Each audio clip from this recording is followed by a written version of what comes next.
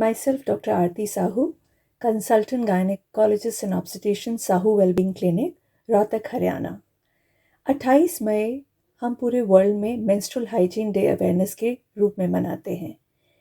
इस दिन की सिग्निफिकेंस ये है कि हम मेंसेस के बारे में जितने भी सुपरस्टिशंस और टैबूज़ हैं उनको हटाने की कोशिश करते हैं और साथ ही साथ एक पॉजिटिव एटीट्यूड जनरेट करने की कोशिश करते हैं हमारे मेंसेस के प्रति। तो मेंस्ट्रुअल हाइजीन हम कैसे बढ़ा सकते हैं, इसके बारे में समझने के लिए आज हमने एक ये छोटी सी टॉक रखी है। मैं आशा करती हूँ कि यंग गर्ल्स जितनी भी हैं और उनकी मदर्स जो उनको एजुकेट करना चाहती हैं उनके लिए ये वीडियो लाभकारी सिद्ध होगा। तो menstrual hygiene doesn't begin in the menses, it begins prior to the menses. सबसे पहले मेंस्ट्रुअल हाइजीन होने के लिए बहुत ज़रूरी है कि हम एक प्रॉपर डाइट लें। प्रॉपर डाइट में बहुत सारे वेजिटेबल्स, फ्रूट्स और ढेर सारे फ्लूइड्स हमें लेने चाहिए। इससे क्या फ़ायदा होगा? फ़ायदा ये होगा कि हमारे वेजाइना का पीएच मेंटेन रहेगा और एक नॉर्मल हेल्दी फ्लोरा जो वेजाइना में होनी ज़रूरी है वेजाइना प्रोटेक्शन के लिए, वो वहाँ पे बरकरार रहेगी। आप में से बहुत सारे गर्ल्स को मेंसेस के दिनों में बैड स्मेल आने की शिकायत रहती है। अगर आप एक बैलेंस्ड डाइट लेंगे तो आप इन सारी प्रॉब्लम से बच सकते हैं। सेकेंड इम्पॉर्टेंट बात जो हम ध्यान में रखनी है कि जब भी हम टॉयलेट जाते हैं या जब भी हम स्टूल्स पास करते हैं तो हमारा क्या रहता है कि हमारा साफ़ करने का ढंग पीछे से आगे की तरफ रहता है। तो यू शुड मेक श्योर कि जब भी आप नीचे के पार्ट्स की क्लीनिंग करें तो उसमें हैंड का मूवमेंट फ्रंट टू बैक रहना चाहिए। नहीं तो हम क्या करेंगे, अनजाने में ही हम जितना भी फीकल मटेरियल है वो हम वेजाइना में और यूरेथ्रा में आगे लाके डिपॉजिट कर देंगे, जिससे वेजाइना में इन्फेक्शंस और यूटीआई होने की प्रॉब्लम्स बढ़ जाती हैं। नेचुरली अगर हम इस बात का ध्यान रखेंगे तो इन्फेक्शन नहीं होंगे और मेंसेस के दौरान हमें इचिंग, स्मेल, ये सारी प्रॉब्लम्स भी नहीं होंगी। अब मेंसेस में हम ऐसा क्या कर सकते हैं जिससे हमारा हाइजीन मेंटेन रहे? अधिकतर लोग मेंसेस में आजकल पैड्स का इस्तेमाल करते हैं। पैड्स में बहुत तरह की वैरायटीज़ हमारे पास मार्केट में अवेलेबल हैं और इन वैरायटीज़ में आपको मिलेंगे जेल पैड्स जिसमें मॉइस्चर लॉक करने की कैपेसिटी है, ड्राई शीथ पैड्स, बहुत तरह की वैरायटीज़ हमारे पास अवेलेबल हैं। तो जब भी हम मेंसेस में पैड्स का इस्तेमाल करें तो हमें इस बात का ध्यान रखना है कि हमें पैड्स 4 से 6 घंटे की अवधि में ज़रूर चेंज कर देने चाहिए, नहीं तो स्मेल आने की और इन्फेक्शन होने के चांसेस बहुत ज़्यादा रहते हैं। नायलॉन शीट वाले पैड जो स्पेशली हैं उससे बहुत सारे गर्ल्स को इरिटेशन की प्रॉब्लम रहती है। तो जहाँ तक पॉसिबल हो सके कॉटन शीट वाले पैड्स ही यूज़ करें और उनको 4 से 6 घंटे में डिस्पोज ऑफ करें। कुछ लोग आजकल मेंस्ट्रुअल कप्स का भी यूज़ करते हैं, तो कप्स का यूज़ करने में भी वही हमें सारी चीज़ों का ध्यान रखना है। एक तो हम कप वो यूज़ करें जो राइट फिट का हो।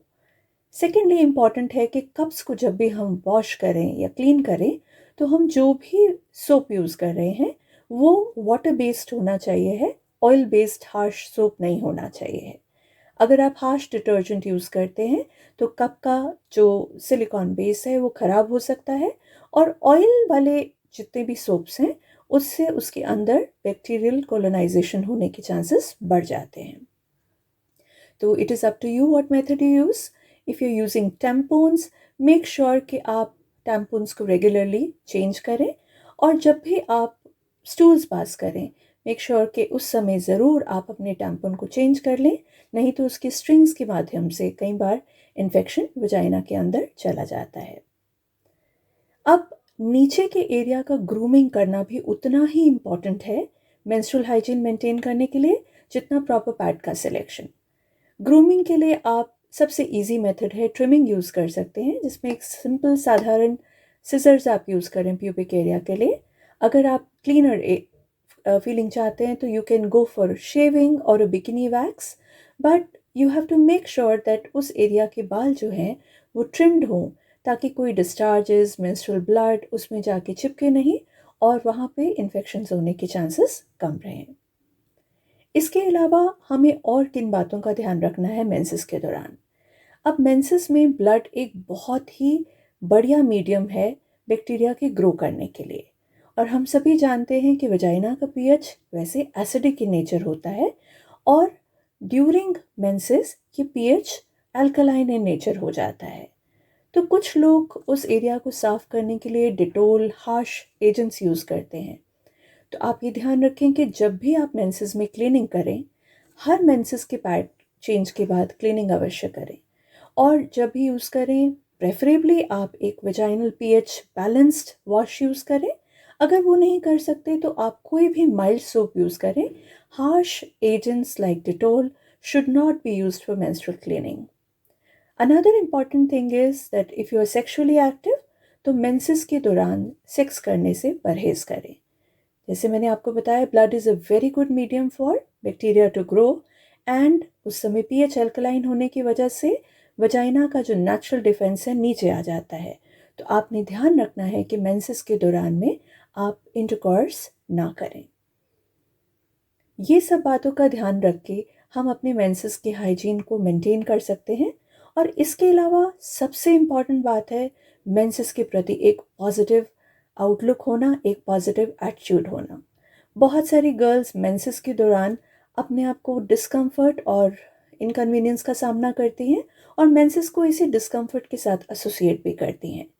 बट अगर हम अपनी बायोलॉजी के बारे में अच्छे से समझें, अपने रिप्रोडक्टिव सिस्टम के बारे में जानकारी प्राप्त करें, तो इस एजुकेशन के माध्यम से हम अपनी भी रिस्पेक्ट कर सकेंगे और अपनी बॉडी के क्रिएटिव पोटेंशियल की भी रिस्पेक्ट कर सकेंगे। So having a very positive mindset towards your menses will also help you have a better menstrual experience and have better menstrual hygiene. I really hope जो टिप्स मैंने आज आपके साथ शेयर किए हैं वो आपको एक बहुत ही कन्वीनियंट, एक बहुत ही अच्छे मेंस्ट्रुअल एक्सपीरियंस के लिए रेडी करेंगे। इसके अलावा अगर कोई भी आपकी क्वेरीज हैं तो डिस्क्रिप्शन लिंक में मेरी ईमेल आईडी है या आप मेरी क्लिनिक पर विजिट भी कर सकते हैं और हम इस बारे में और भी चर्चा कर सकते हैं। Thank you very much.